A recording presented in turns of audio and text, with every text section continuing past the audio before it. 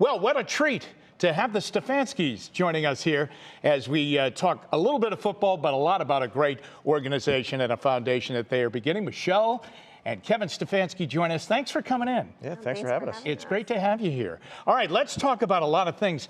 Michelle, I'm going to start with you. 5 years now in Cleveland, in Northeast Ohio. What's it been like? Oh, it's been great. I mean, we found it so welcoming. I feel like the kids have really adapted well to life here in Cleveland. So we've really enjoyed it so far. It's been a great experience. Because you really were in Minnesota a long time, weren't you? Yeah, we had 3 kids born in Minnesota, which we never thought we'd say that. And then we're there for 15 years. So the kids grew up, were born there and raised there. And then we get here, and like Michelle said, we've enjoyed it. I mean, the community has been unbelievable to us. The schools, the people in town have really embraced us. So this is home for us. Yeah. Michelle, a little side story here. My first job out of Boston University in radio was in St. Cloud, Minnesota. Okay? Not too far. And I spent 2 frigid years plugging my car in. I was telling Kevin the other day at rookie minicamp, plugging my car in at night, hoping it would start in the morning. And they kept telling me, Jim, you're going to love the ice fishing and all the 10,000 lakes. And I had to bail. But it is a beautiful part of the country. It is. If it wasn't so cold. You can survive. I'm glad you're on par with me. We need to survive the winters. Yes, that's true. We survived, but barely. We survived. All right, tell me this. I remember the day when you were formally announced as the Browns head coach, which has to be a huge day in your family. And I can remember the beautiful sight of your family walking in. Your brothers are there, your family's there. You're walking in, you have your little daughter by the hand, the boys are all dressed up, you're there, we're in the proper colors. What was that like for you? We're looking out at you and saying, please win, okay? What was it like for you? You're coming after 15 years in Minnesota, and here you are, and you got a lot of people looking at you. I know. It's a surreal experience for sure. I think that it's such a special moment when anytime you get to see someone you love and support, your partner, be able to go out and reach his dreams and goals, and he's getting a chance to do this with the Browns. And so it honestly was a very special time just to be able to witness it. Now, you and I had like 5 minutes inside the Browns locker room that day, one-on-one time. And I remember saying to you, gosh, this is Paul Brown coached here. Bill Belichick's first job was here. Marty Schottenheimer was the head coach here, and here you are. How did it hit you? Well, I remember you telling me that. I said, "That's enough. I don't need any more pressure than I already have, Jim." I take my job seriously. I know what this team means to this community. I know how much they love their Brownies. I get reminded of it almost daily. So I know I'm a steward for something that they love. So we try to do our best and make sure that we're doing everything in our power to put a team out there that they're proud of. What was it like, either one of you can jump in on this, but what was it like when you had to tell the kids, all right, Dad's got a new job, big job too, and we're moving. We're going to Cleveland. That was tough because, it's the unknown for them. So they're not quite sure what to expect. What's this going to look like? So I have to say in that moment, it was hard. But we knew what was to come would be a wonderful change and be welcomed. And honestly, the amount we've fallen in love with Cleveland, we didn't even realize how nice it would be. So. Yeah, and the other thing I'd say is a lot of people go through transitions where they get a job in a different city. Yeah. Merchandise. Get as much merchandise. We put brown sweatshirts on everybody, hats on everybody. That helped a ton. Mm-hmm. All the purple and gold stuff had to kind of get put to the back. Window. Yeah, absolutely. All right, you're starting a wonderful thing. The Keepers Foundation, is beginning. And this is big to your family. So how did it all come together? Yeah, it was really a conversation with Michelle and the kids, and we sat down around the dinner table, and we really just felt like we have a very unique platform in this city, and we want to make a difference. We want to help out, and we just felt like there's so many great people out there doing great work in our communities. We've witnessed it firsthand. So we want to help, and that's why our foundation is going to focus on disadvantaged children in our communities. And we're going to try to have a couple events this summer, raise some money, and really make a difference. Let's go into the name, because that's interesting. It's got a Bible twang and theme to it, right? That's right. It really has a triple entendre, but it starts with the Bible, like you mentioned, and being a brother's keeper. And really for us, that means looking out for other people. And we want to be out there in the community looking out for those that need us to look out for them. Yeah.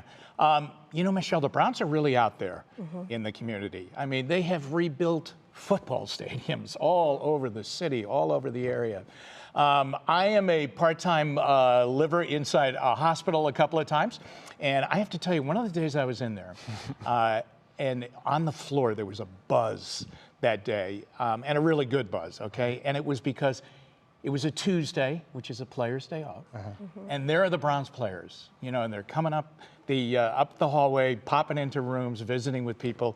The organization's done a great job, isn't it? Now you people, your family's going to add to that. Yes, I agree. I think one of the things I am so grateful for is as soon as we got here, we saw how volunteer work was done throughout the organization and how much they encouraged not only just the players to get involved, but the staff, the coaching staff, anyone really who works for the Browns, and even your children, which I think is such an important lesson to teach, especially our 3 kids. We come from families and beliefs that have taught us the importance of giving back and helping others. And so it's really meant a lot to see that in action and be able to help your kids, and now hopefully we can help some kids as well. So the kids were involved in the decision, in the discussion? A lot of the discussion, and I think for us, we're, again, like everybody out there, we're raising kids and you're trying to show them the right from wrong, and part of this decision and part of doing this is, hey, we have a unique platform out here where people are going to want to get involved and help, and we want to make sure that we use that. Now, where did the kids get the most input would be in choosing the colors of the logo. That was probably their primary input, if you will. So we had lots of kids, all 3 of them were drawing on pieces of paper and giving us plenty of ideas on what the logo should look like, what the color scheme should be, et cetera. Future graphic artists of That'd be America, great. Coming up. All right, let's begin with June 6th, flag football. Boy, flag football is everywhere, isn't it? It's incredible. And it's been down at Browns Stadium a lot. And I was just down there, Jim. I went down, my daughter and I went down to see high school girls compete in flag football.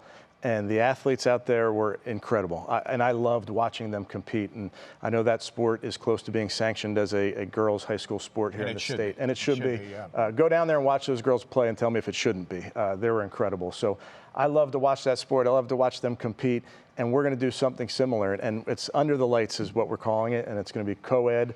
And it's going to be kids in grades 4 through 8. And just watching them compete is so fun for us. And I think about this with our players, and you know this, Jim, when we have a night game down there, how about the buzz in the stadium when we have a night game? Unbelievable. And our players feed off that. So I'm just excited that those young boys and those young girls can be on the field playing flag football under the lights just like their heroes do. Did you ever play flag football?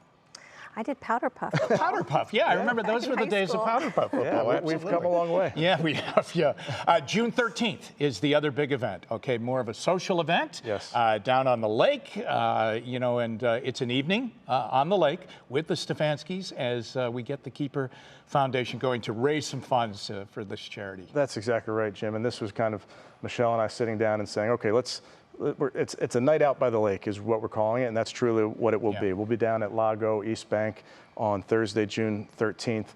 It's going to be a fun, unique event.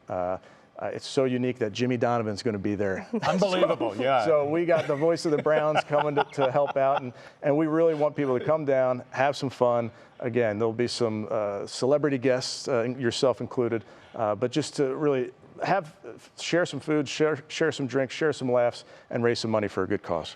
Well, that's going to be great. Now, tell me this. I have to ask you this. What are you like on game day? How are you on game day? Just another side story. The Browns were getting set to wrap up your first year, the playoff spot, last game of the year against Pittsburgh. Win and we're in, right? Okay. The COVID year. But I remember I got on an elevator, and you were getting on the elevator, and it was a big game, I know, and I didn't want to bother you, okay? And you had your daughter was all dressed in a cheerleader outfit, I believe, her Browns cheerleader outfit. What is game day like for you? Oh gosh, it's an interesting question because I do try not to think too hard on game day because I don't. I'd like to feel that same way. You do feel like there's a lot lying on every Sunday, you know, so it's really hard to not let it consume you. But I think the other nice thing is having the kids and with us, and we do our rituals kind of on a Sunday morning, and we keep in that, and I think that also helps us. Like if we go to church, you know, then we have breakfast, lunch, and then we make our way down to the stadium. It just keeps us kind of not thinking too hard about it. You know what I do? It's stressful. I'm driving down to the stadium, and I'm going down at the same time every Sunday morning when it's a home game. I listen to Mass from St. Patrick's Cathedral on Sirius Radio. 129. If you have time, pop in. Every little bit helps, Jimmy. We'll take every little prayer. I'm telling you. I have my routine just like you. Yeah, it's amazing. You get those routines. And all of us get down there, and to what Michelle's saying, the magnitude of these games, and we feel it from our fans. I will say the person in our family who feels the magnitude the least is our daughter. Yeah. There will be games where the game will end, and I'll see them after the game, and she's like, who won, Daddy? I'm like, we won, honey. Yeah. So I wish I had her innocence at times. Yeah. After every game, especially at home, I'm doing a little tape piece out on the field after the game.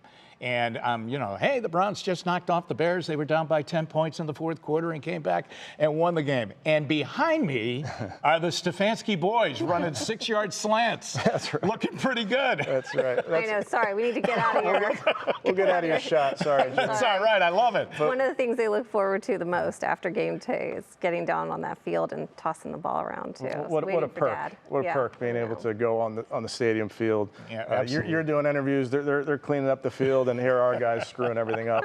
Everybody's trying to go home, but they really do enjoy those moments. Okay, tell me this too, from your perspective, all right?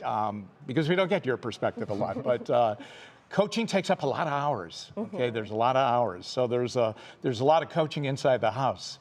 How does that go? How do you handle and be able to really give everybody the right amount of time and be organized? I think we've done it for so long now because coaching is kind of, I say this, but I'm sure there are so many jobs where this comes into play, but coaching, you know, we kind of have 6 months of a year we live one way, and then 6 months of a year we live a different way. And so when we're in season, we are very much focused on what that looks like and what dad hours look like. And when he's home, he's very present. So I feel like it's just a matter of taking those moments and really honing in on those when he is around. And then we also look forward to the off season when he's not. But yes, it takes a very organized, well-scheduled. And you know, Jim, this is the director of family operations. Yeah. Sure, absolutely. I just show up for duty. Yeah. Saturdays, sometimes when we're doing our pregame interview with Kevin, a couple of times he's been on the phone. I go, where are you going? He goes, I'm trying to get to the CYO football game. I mean, I got to get out there on time. I got to ask you this. Wowzer. What an opener. Yeah. September 8th. How about that? The news comes out. The Dallas Cowboys and the Browns will open it up right here in Cleveland. Man, that's got a lot of sizzle. Well, as you know, Jim, you were down there. Michelle was down there. Last season, we had a home opener. Yes. Versus the Bengals, the season opener. And that place, even though it was a rainy, weird weather day, it was an electric building. And you feel that buzz, you hear that buzz, driving in the stadium, being in there. So I'm very, very excited to open up in front of our fans. Yeah. So how excited are you about, really, you're getting out in the community now, and you're really doing some really great work. This sounds like it's going to be a tremendous foundation that's reaching out to the right people, underprivileged kids, families who need a boost. It's got to be a great feeling for you. Yeah, and again, we look at it as our part, Jim, what can we do for this community that has been so good to us? And we feel like, you know, for us, year one, we're making sure that we have a really fun evening on June 13th, have a fun evening on June 6th with the flag football, and really start to explain to people what this foundation does, what we're about. But again, it goes back to this community has been so good to us. We want to show that in kind. All right, information, ticket information, things like that. I believe I have this right. KeepersFoundation.org. TheKeepersFoundation.org. TheKeepersFoundation.org. You got it. Michelle, it's been great having you in. Thank you for having us. You were pretty good too. Yeah. I've heard worse from him. Thank you. Thanks, Jim. Thanks.